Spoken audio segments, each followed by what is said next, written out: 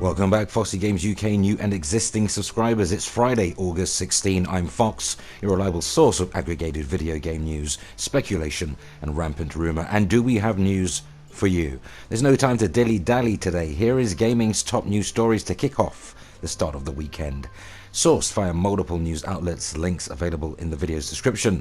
So for weeks it's been a bit of hello darkness my old friend. In other words, totally and utterly devoid of any tangible exciting game news. Then out of nowhere, PlayStation 5 and Xbox Project Scarlett news comes shuffling along like a discombobulated JoJo dancer. I guess it stands to reason as we draw ever closer to PS5's reveal and respective launch windows, so do the numerous leaks and developer interviews inadvertently letting slip at just what the new tech inside these 9th generation consoles are truly capable of, particularly the Zen 2 CPU forming part of the PS5's APU, and just how magnificently enriching a full-on uncompromised 60 frames per second experience is going to be. But it's not just Sony getting in on the next-gen action, as both PS5 and Microsoft's next Xbox Project Scarlett will lead to significantly larger hordes of enemies who will behave a lot smarter than gamers may be used to. Using smart AI will allow for far more complex foes, and characters will retain detail on all levels with tons more animation routines verging on lifelike behaviorisms and one-to-one full body motion capture. So the PS4's final lineup of 2019/2020 games should give you a good indicator and just a vertical slice of what's to come. In fact, every game in this video is being prepped for a PS5 specific enhancement and features as we speak. That's Remedy's Control, Naughty Dog's The Last of Us Part 2, Hideo Kojima's Death Stranding, Sucker Punch developed Ghost of Tsushima, among others. Quite simply, if you could jump into a time capsule and say fast forward to 2, maybe 3 years, you would return to the present day, slapping yourself silly while you internally scream, gamers have never had it so good. Meanwhile, the Xbox Project Scarlett's confirmed GDDR6 memory will definitely allow games to load assets super fast for better and incredibly immersive game worlds that exist horizontally and vertically, especially in conjunction with next-gen enabled SSD loading. Here's a quote. Higher memory bandwidth is very important to us. With a higher download speed together with SSD, it allows us to quickly download and quickly load assets, making our worlds bigger and more diverse. Ricardo Seligman, producer over at Novarama there. Great stuff, and yeah, next gen is going to be a pretty special time for just about every kind of gamer. So how excited are you for either PS5, Xbox Scarlett, or perhaps you game on a pretty beefy PC, or the more conservatively powered yet utterly accessible Nintendo Switch? Go ahead, share your thoughts in the comments.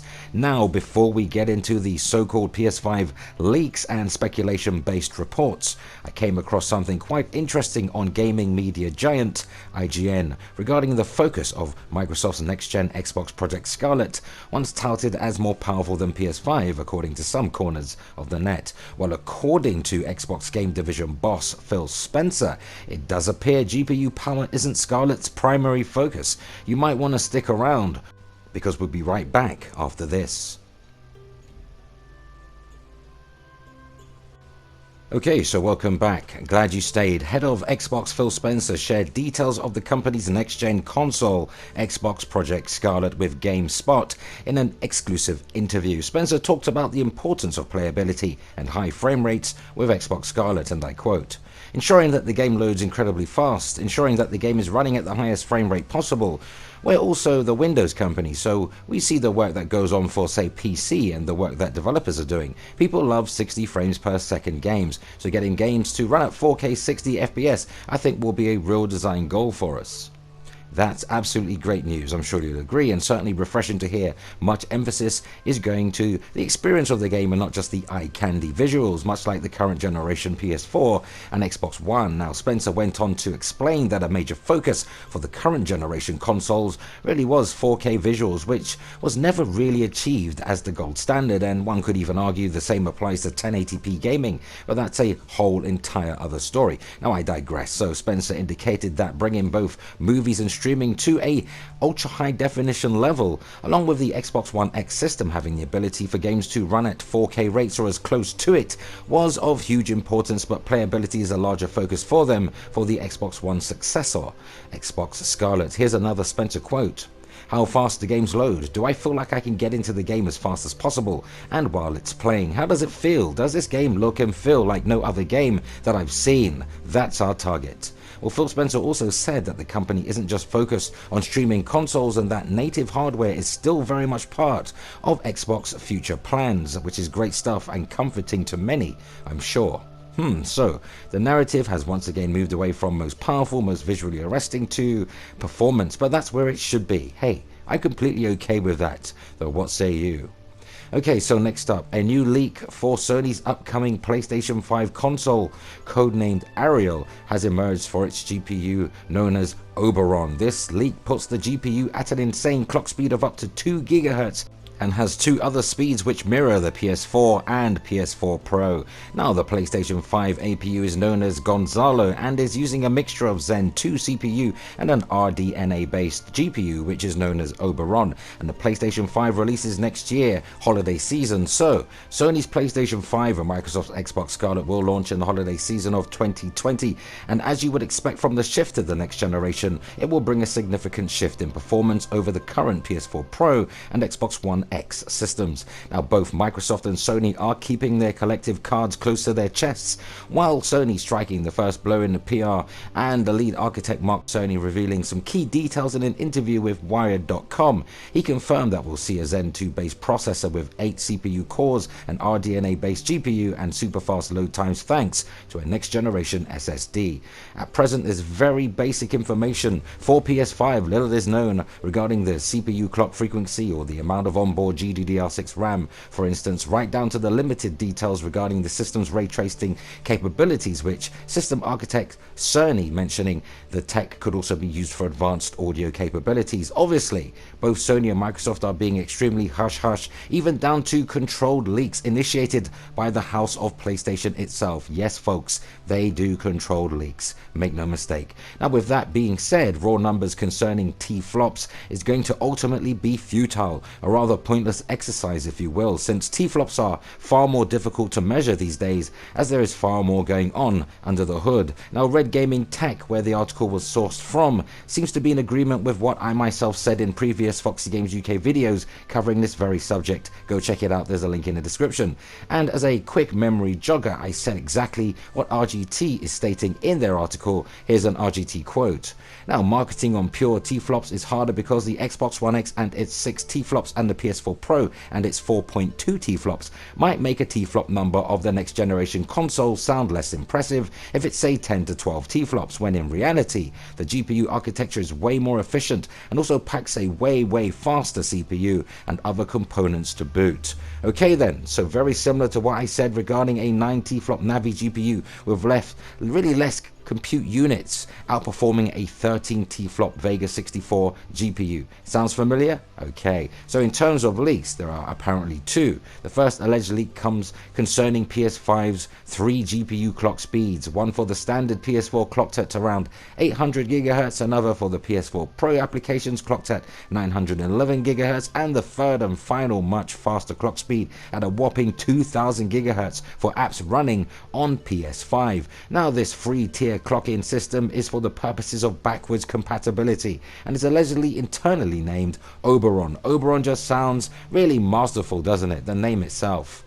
Now, in addition to PS5's impressive Navi GPU, the next-gen platform utilizes a Zen 2 CPU, as I say, with 8 cores running up to 3200 MHz. That's 3200 megahertz. Indeed, sounds much improved over the current setup. Now, so far, for clarity's sake, the APU for PlayStation 5 appears to be Gonzalo, the GPU is Oberon, therefore the APU is the entire package consisting of a CPU and GPU, etc. Now, RGT also report the PS5's GPU is very likely a custom Navi RDNA based graphics chip, though until officially confirmed or someone opens up a retail PS5 in a YouTube video upon release, we're definitely still in pinch of salt territory. Saying that, Sony have historically had a habit of creating custom GPU designs, so Oberon for the PS5 is likely a thing. There's far more to this, so I suggest you read the full article linked in this video's description for more flesh on the bone if that's your stick. Now the final supposed leak, it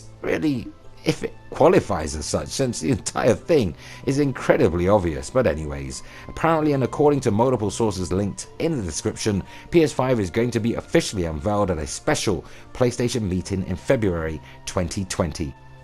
Okay, so let's get a grip. So last year we were all speculating February this year, and that didn't happen, and PS5 is coming by holiday 2020, so a reveal needs to happen pretty soon, right? Duh. As per this leak, which originated on 4chan by the way, via NeoGAF, Sony will be holding a PlayStation meeting event in February 2020. The exact date for it is supposedly February 12, which is when they'll be formally unveiling the PS5 after having already done a soft reveal of sorts for the system earlier this year. Now, if this is indeed true, that would mean that we'll find out about the price, release date, and possibly some of the launch titles for the system around that time. Now, as per the leak, major publishers like Ubisoft, Activision, Electronic Arts, Square Enix, and more have received invites for the event already. Now, on the software side of things, Sony will be focusing entirely on two of its biggest upcoming exclusives, The Last of Us Part 2 and Ghost of Tsushima, both of which also seem to be in line for PlayStation 5 releases. Now, the leak also claims that Sony has been investing heavily in VR of late, and that numerous tests were carried out internally over the last few months on a PlayStation VR Model 2, all of which yielded very successful results. Now, I've told you all about this anyway, but we'll continue. Marketing for it is supposedly set to kick into gear before fiscal year 2021 begins. It's worth noting though that Sony did publicly say not too long ago that they didn't see the need to push out a PSVR 2.0 alongside the PS5, but things change, believe me, and Sony are rather coy with their plans. I mean, why would they tell us mere peasants anything before time? Now, the timeline does indeed fit, not to mention the fact that the PlayStation 4 was also revealed at a similar PlayStation meeting event in February 2013.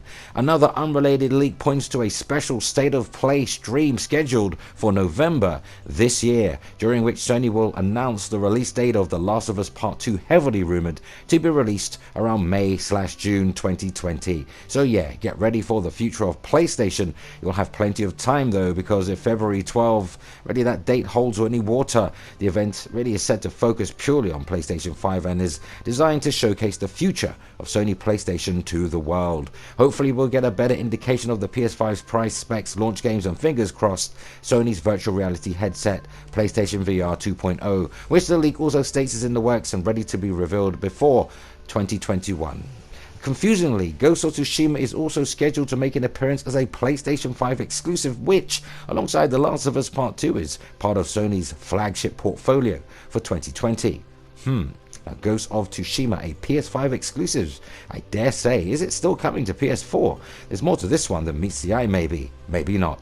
This could all pan out to be total BS based off speculation and historical Sony events, but nonetheless, it's still super exciting to learn exactly what Sony has planned for its 100 million strong legion of fans, especially given the company skipped out on E3 2019, earlier this year rather, and also remained radio silent ever since. So the time feels about right, but as I always say, take this with caution. Although the February event seems like it could be a thing, still I can't help but think, will Sony use PlayStation Experience 2019 as a swan song for PS4's final run of exclusive games?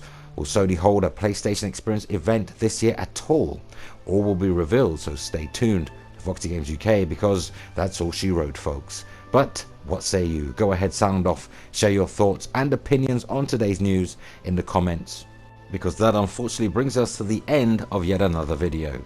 And for all your current and next gen news updates, rumor and rampant speculation, why not hit the like button, spread the word, and keep it locked to Foxy Games UK. Remember, relevant links where applicable can be found in this video's description. Subscribe to Foxy Games UK, remember to hit the notification bell so you never miss content. Thumbs up if you like it here, help us reach more like-minded gamers simply by sharing this video, and consider supporting Foxy Games UK via Patreon, and or grab yourself a Foxy Games UK branded t-shirt or hoodie, available in various colors and designs. You'll find both links in this video's description. Truly appreciate the support. That concludes our time together today. It was certainly great hanging out, and until the next video, remember, play games, not corporations.